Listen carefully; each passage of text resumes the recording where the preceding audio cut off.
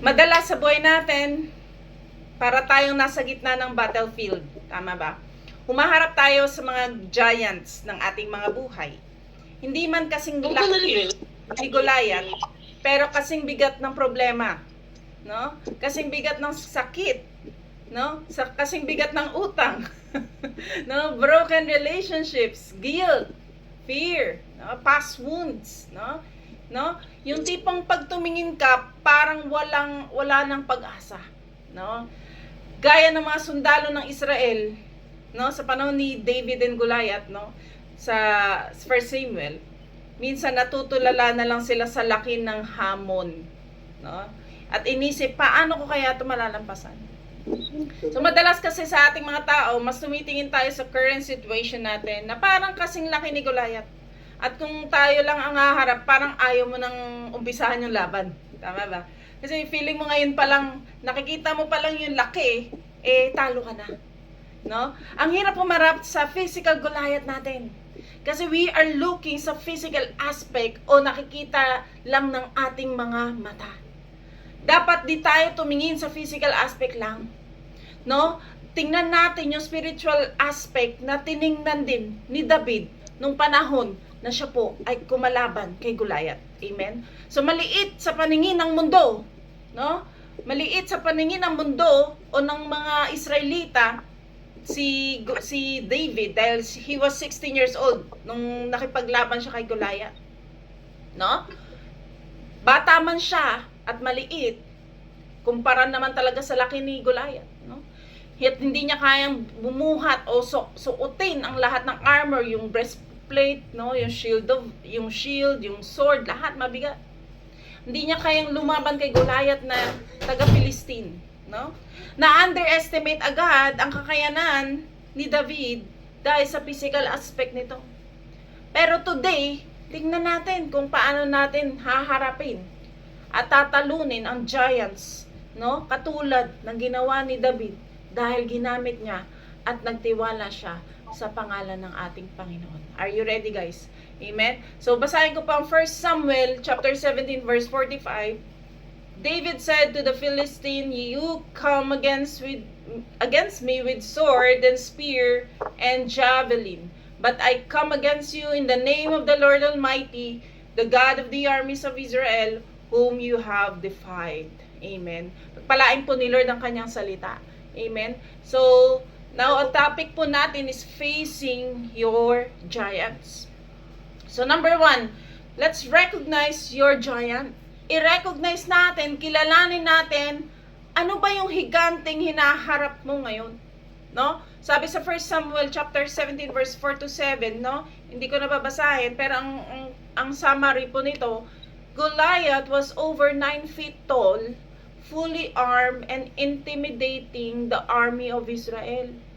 Imagine, isang 16 years old na kabataan, no, ilalaban sa isang 9 feet tall na fully armed, no, na isang Philistine pa. No, malalaking tao pa mga taga-Philistine sa panahon noon. No? Hindi ka man makakalaban, no? Kung hindi natin kayang labanin yung ganong klaseng kalaban. Bakit? Imagine that physical aspect na nakikita ng mga Israelita, no? Yung tipong walang gustong lumaban sa laki ni Goliath. Kahit sino, walang gustong lumaban. Pero ito, here comes si David, na isang 16 years old, isang shepherd boy, no? Ang siyang ready na kumalaban sa isang malaking Goliath na ito. No? Giants today could be fear, temptation, unforgiveness, depression, addiction, financial struggle, and any broken relationship, past hurts, past pains, no? Ang hirap-hirap kalabanin kahit past na. Ang hirap-hirap kalabanin kapag yung temptation nandyan na. Ang hirap-hirap kalabanin pagka nandyan na yung problema. Na feeling mo, lugmok ka na, hindi mo na kaya. No? Parang kasing sakit sa katawan ang giants ng buhay natin. Hindi tayo makakahanap ng lunas kung hindi natin kikilalanin ang sakit. No? Kung hindi natin naaalamin ang diagnosis. No? Hindi natin pwedeng harapin ang giant kung hindi natin naintindihan ano ba talaga pinagmulan nito. 'Di ba? Ngayon, we need to identify or recognize our giants. Name it in your prayer. I-reveal sa iyo ng Panginoon ano yung pinanggalingan, ano ang roots nito.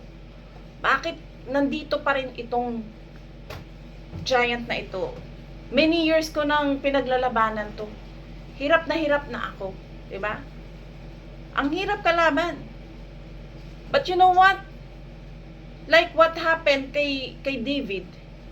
Kahit gaano kalaki si Goliath, kinaya niya ito. Not because of his, hindi dahil sa physical aspect na meron si David, kaya obviously sa tingin ng tao hindi niya kaya. So ngayon, yung situation mo, yung Goliath mo, sa tingin mo hindi mo kaya. Yung mga pinagdadaanan mo, sa tingin mo hindi mo kaya. Kahit tingin rin ng ibang tao mukhang malabo na. 'Di ba? Pero you know what? Katulad ni David, kinilala niya, no? Recognize. Kilalanin mo, binanggit dito, si Goliath, 9 feet tall to, fully armed to, intimidating to, 'di ba? Ganun. 'Di ba? Alamin natin, itong problema ko to, ganito to, ganyan. Lord, ito tingnan mo. Inay mo. Sabihin mo sa Lord, Lord, ito yung kinaarap ko, Lord. Hirap na ako, Lord, Pinahirapan ako many years na. 'Di ba? Kilalanin mo. Recognize in front of God. Aminin mo sa Panginoon. Yung nararamdaman mo, yung hirap mo, at ano yung bagay na nagpapahirap sa'yo, yung giant mo. No? That is number 1. Recognize your giant. Kilalanin mo yung higanteng kinakaharap mo ngayon. No? Number 2, remember who you serve. Alalahanin mo kung sino ang nasa panig mo. Sino ang Diyos na pinaglilingkuran mo at Diyos na pinagkakatiwalaan mo. Sabi sa 1 Samuel chapter 17 verse 26, David said, "Who is this uncircumcised Philistine that he should defy the armies of the living God?" No? No? David saw the problem, but he also knew the power of God. Diba? Sabi niya, sino ba tong hindi natuli na Pilisteo na to? Na sinisira yung pangalan ng Diyos ko. Diba? Pagtatanggol mo yung pangalan ng Panginoon. Sandali lang, anak ako ng Diyos. Bakit parang ako yung talunan? Diba? Kapag nakalimutan natin kung sino ang kasama natin, lalaki talaga problema natin. No? Kaya napakahalaga po ng ng prayer, ng devotion, ng fellowship, no? Kasi madalas pag mag-isa ka na lang, nakakalimutan mo kung ano yung stand mo in front of God. Minsan nakakalimutan natin kung sino ba talaga tayo. Anak tayo ng Diyos. Tinanggap mo si Jesus as your Lord and Savior. So meaning we are daughters and sons of God. 'Di ba? Those who believe, 'di ba, binigyan ng karapatang maging anak ng Diyos. 'Di ba? So in every battle natin, we should declare, ako anak ng Diyos, God is with me, no? He is my God, Emmanuel. God is with us, no? Let your faith be louder than your fear. 'Di ba? Patatagin mo yung pananampalataya mo at mas sumigaw yung pananampalataya at pagtitiwala mo sa Panginoon kaysa sa takot mo. Kaysa sa takot mo sa hiharapin mong giant o hinaharap mong giant sa buhay. No? That is, remember who you serve. Madalas kasi nakakalimutan na natin kung sino yung Diyos na pinaglilingkuran natin. Isipin mo paano kanya tinanggal sa dati mong buhay. Ano ka na ngayon? 'Di ba? Alalahanin mo. Are you better than before, or are you worse than before? 'Di ba? Sana hindi worse, no? Pero what I mean, tinanggal ka ni Lord sa dating sitwasyon. 'Di ba? Remember kung anong sitwasyon mo noon. Dati ganito Lord Dati nga wala akong trabaho pero pares kami walang trabaho ng asawa ko pero nakakain pa rin ako kahit ni pisong duling wala akong hawak. Di ba ganun? Alalahanin mo kapag nakaranas ka ngayon ng sitwasyon na wait lang, mas malala ngayon na daanan ko dati kaysa ngayon. Ngayon pa ako susuko. Di ba? No? We have to remember who we serve. Alalahanin natin kung sino ang Diyos na ating pinaglilingkuran at pinagkakatiwalaan. Katulad ni David. No? Inalala niya, sino ba yung Diyos? Sino ba tong si Filisteo na to na sinisira yung pangalan ng Diyos ko? Diba? Hinahamak yung pangalan ng Panginoon ko. Diba? And number 3, refuse the wrong armor. Tumanggi tayo sa maling kagamitan. 1 Samuel chapter 17:38 to 39, Saul tried to give David his armor, but it didn't fit. No? So, diba, syempre, sa liit ng katawan ni David, tapos pasuotin mo pa ng mga malalaking mga kagamitan, talaga namang hindi fit ito. Diba? So, madalas sa atin, no? Finifit natin yung sarili natin sa lugar na hindi tayo nilalagay ni Lord. Finifit natin yung sarili natin sa taong hindi naman tayo laga para sa atin. Finifit natin yung sarili natin sa sitwasyon na, or trabaho, or negosyo, whatsoever, no? Pinifit natin lagi. Kaya pala, pinipilit natin yung gusto natin, hindi naman tayo nakakakuha ng achievement or success. 'Di ba? Kasi nga tayo lang may gusto. So hindi natin kailangan gumaya sa paraan ng iba para magtagumpay. God has equipped you with unique gifts, skills, and experiences. No? Kung sanay kang gumamit ng tinidor at kutsara, di wag mo nang pilitin mag-chopsticks. Pero na lang kay Ate Gia kasi marunong talaga yung mag-chopsticks. Kasi taga-Japan siya dati. No? So, no? Ibig sabihin, i-refuse natin yung maling armor. Ano ba yung mga armor na ginagamit mo sa buhay mo? Ay, gagawin ko rin yung ginagawa ni ganito kasi ganyan siya naging successful. Diba? Unless na spiritual yan, okay lang. Pero minsan may mga calling ang Panginoon, may calling sa atin si Lord, pero akala mo, doon ka nilalagay ni Lord, iba pala yung calling mo. Pwede rin ganun, di ba? So, hindi natin pwedeng ipilit yung gusto lang natin. Dapat tanongin mo si Lord, Lord, ito ba talaga gusto mo para sa buhay ko? Ito ba talaga, Lord, kalooban mo? Baka gusto ko lang, hindi mo gusto. Di ba? Pinipilit ko lang, hindi ko pala kalooban, di ba? So, fight using God's weapon. No? Makipaglaban tayo, no, sa ating pananampalataya sa lahat ng mga giants na nakaharap sa atin, sa situation natin, no, sa past and present experiences natin, situations natin. Paano? Ano ba yung mga weapons na binibigay ni Lord sa atin, no? Prayer, worship, God's word, faith, 'di ba? Fellowship. Yan. No, magpapalakas sa kaluluwa natin. Hindi natin kaya by our own. Minsan, kahit ka ng kaya, trabaho ng trabaho, akala mo, kailangan mo lang magtrabaho para kumain. Tama naman yun, hindi ko naman sinasabing mali, syempre. Diba? Pero minsan, napagpapalit natin si Lord. Diba? Sa ibang bagay, sa ibang, oras, sitwasyon, diba? Imbis na ito yung ginagawa mo para sa Panginoon, iba rin yung ginagawa mo. Hinahanap tayo ni Lord. No, alalahanin natin, every day, we have to, ang gusto ng Panginoon yung fellowship with Him, always. Diba? Siya yung hinahanap palagi natin. No? Kasi mawawalan talaga, parang yung topic last week, diba? Na-overwhelm tayo sa ating mga sitwasyon ng buhay because nag-focus tayo dun sa bagay na dapat nating, yung mga bagay na ginagawa natin, sa kabisihan natin sa buhay. No? Nagiging focus tayo dun. Na-overwhelm tayo, napapagod tayo, maya-maya, iiyak ka na lang. Lord, pagod na ako. Diba? Kasalanan pala natin, ba tayo napagod, bakit tayo na-overwhelmed? Because, hindi natin natapos na lang yung araw na wala ka man lang pakikipagniig sa Lord at hindi mo hinahanap yung kalooban ng Panginoon. Diba? So, refuse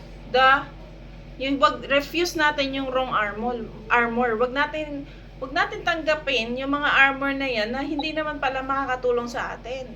Kundi magpapabigat lang. Diba? Katulad ng sword, armor yung sword eh. Pero hindi niya kaya dahil bata siya eh. Maliit yung katawan niya eh. Nagpapabigat lang sa kanya. So, anong ginamit niya, di ba? Di ba? Sling, bato. Di ba? So, yung hindi laging mukhang tagumpay. Ay, buti pa siya, ang yaman niya. Oo, nandun siya. Di ba ganun eh? Yung tingin natin na, ay, sword, ang hawak niya, lakas nito. Eh, kung di mo naman alam gamitin yung sword, at napakalaki at bigat-bigat, matatalo ka din. Ikaw din kawawa. Diba? So, hindi lahat ng katagumpayan ng ibang tao parehas sa'yo. Diba? Hindi mo pwede ikumpara yung tagumpay ng ibang tao sa buhay mo. Ay, buti pa siya, ganito. Ako rin naman, Lord, nagpe-pray din ako. Diba, Lord? Ako rin naman. Diba? Hindi. Pare-pares tayo nagpe-pray, pare-pares tayo nag-worship, pare-pares tayo nakikinig na salita ng Diyos. Pero hindi lahat ng bagay na nangyayari sa ibang tao ikukumpara mo sa sarili mo. At bandang huli, depressed ka. Kaya mas maganda huwag ka mag-scroll sa scroll. Buti na lang, di na ako masyado nakakapag-scroll sa social media. Mag-scroll man ako, parang importante lang. Kasi pag makakita ka na ng mga successful na kaibigan mo, kung sino-sino nakita mo, ay, buti pa siya may jowa. Diba yung mga single dan? Ay, buti pa siyang yaman na. Wala na. Bandang uli, samantalang ako. Nalungkot ka na. Diba? Hindi mo pwedeng ikumpara yung success ng ibang tao sa buhay mo. Niloloko ka lang ng demonyo. Diba? Tanggihan natin yung maling armor. No? So, number 4, run toward the battle with faith. Harapin ang laban ng may pananampalataya. Sabi sa 1 Samuel chapter 17 verse 48, David ran quickly toward the battle line to meet Goliath. So ang pananampalataya hindi lang po panalangin, umaksyon din tayo. Wag lang puro pray, action din, di ba? Sabi nga ng Bible, faith without work is dead. Dapat yung faith mo may kasamang gawa. May kasamang pagde-decide. Lord, ayoko na nito. Tanggalin mo na to, Lord. Di ba? Lord, ayoko na dito sa sitwasyon ko to. Diba? The longer you avoid your giant, the bigger it feels. Lord, iiwas muna ako. Masama loob ko sa taong, iwasan ko muna. Diba? Ganon. No? Parang yung takot natin sa exam dati, no? Habang tinatambakan natin yung procrastination. Ang English, ang hirap mag-English. Procrastination. Procrastination natin, no? Mas lumalaki yung kaba, di ba? Kaya, mas maganda, wag mo nang patagalin. Puntahan mo na, labanan mo na agad. Fight the battle. With faith. With trust in the Lord. No? Habang nagpipray, after mo magpray, nag-aral ka na ng salita ng Diyos, move. Gawa din. No? Kilos. Wag puro plan. No? Gawin natin lahat in God's timing and God's plan. No? So, kung nagpe-pray ka, Lord, gusto mo ng success sa buhay. Pero hindi, nagpe-pray ka lang ng pray. Wala ka namang ginagawa aksyon. Diba? Wala din. Kailangan, habang nagpe-pray ka, gawa ka rin ng aksyon. Lord, gusto ko nang kumawala sa ganitong kasalanan. Aksyonan mo din, magdesisyon ka din. Lord, ayoko na ng ganitong sitwasyon ko. Lord, paano ba ako alis? Diba? Hingin mo yung God's timing, hingin mo sa Panginoon yung kalooban niya. Ano yung next step, Lord? Hindi ko talaga alam. Bigyan mo ko wisdom, Lord. Ang hirap. Diba? Kasi by our own, hindi natin kaya eh. No? So, we have to run toward the battle with faith. Number 5, last, rely on God's power for victory. No? Umayan po tayo sa kapangyarihan ng Diyos para sa ating tagumpay. Sabi sa 1 Samuel 17 verse 50, so David triumphed over the Philistine with a sling and a stone without a sword in his hand. So one small stone guided by God defeated a giant. No? Your victory is not about your size or strength, but God's Spirit in you. No? Huwag ka magre-rely sa talino mo, sa tagumpay mo, sa yaman mo, sa sitwasyon mo, kung ano mang meron tayo. Hindi natin pwede panghawakan yan kung bakit tayo nagtatagumpay sa buhay. We should always rely on God's power for victory. No? Dapat lagi tayong mag-rely sa Panginoon. Lord, kaya po kung may ganitong klaseng buhay ngayon dahil sa iyo. Baka naman kala mo kaya ka naging matagumpay ngayon dahil sa sarili mong lakas at talino. No. Nagkakaroon tayo ng victory not because of our own selves, but because of God. No? Kilalanin lagi natin yung kapangyarihan ng Diyos na kumikilos sa buhay natin, hindi yung sarili natin. Kasi alam po natin ang pride, ibabagsak po tayo niyan. Katulad ni Satan na binagsak galing langit. No? Trust that God will use, no, even your small resources to bring big victories. Kahit maliit lang yan. Yung maliit na yan, palalaki ni Lord. Diba? Yung small resources na yan, dadalhin ko sa tagumpay niyan. As long as you rely on the Lord, Lord, kontento ako basta ikaw nandito sa tabi ko, Lord. Kahit na hindi ako ganun kayaman, basta Lord, kasama kita, masaya ako. Diba? May contentment, may joy, may kapayapaan, kumpleto ka na sa Panginoon. No? Ngayon, pag-usapan natin yung 5 na binanggit kong main points po, no? So, ang topic natin, facing your giants. Number 1, recognize your giant or identify your giant. Number 2, focus on God's power, not the problem. Number 3, fight with the tools God gave you. Number 4, move in faith. And last, rely on God and the Spirit for victory. No? So, mga kapatid, lahat tayo may kanya-kayang giant sa buhay. I know. No? Maya-maya, i-open natin mga giants na yan, no? So, maaaring ito'y problema sa family, sakit, kasalanan, paulit-ulit na kasalanan, no? Past trauma, past experiences, takot for the future, no? Paano kaya mangyayari sa buhay ko next year? Paano kaya kami, di ba? Matinding pagsubok na parang imposible malampasan. Pero gaya po ni David, hindi natin kailangan maging pinakamalakas o pinakamatalino para lang sa katagumpayan natin sa buhay.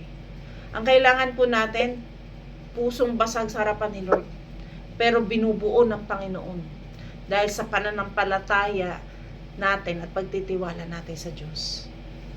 Hindi mahalaga kung gaano tayo kalaki o kaliit pala, no, kumpara dun sa giants mo. Ang mahalaga, gaano kalaki si Lord na kasama mo. Amen. Kaya ngayon, no, hayaan natin si Lord na lumaban para sa atin. Huwag tayo. Kasi tayo hindi natin kaya eh. Diba? Huwag natin plan A, plan B. Pag itong plano ni Lord, plan A, ako magpa-plan B ako. Hindi. Lord, plano mo. Huwag yung akin, Lord. Kasi pag plano ko palpak. Diba? Dami ko nang tinry, Lord, pero parang wala nangyayari, diba? Ganon. So, harapin natin ang ating mga giants, hindi sa ating sariling lakas, kundi sa pangalan ng Panginoong Hesus. No? We remember the name of the Lord, no? Jesus, no, is the name that is above every name. No? Lahat ng tuhod luluhod sa pangalan ni Jesus.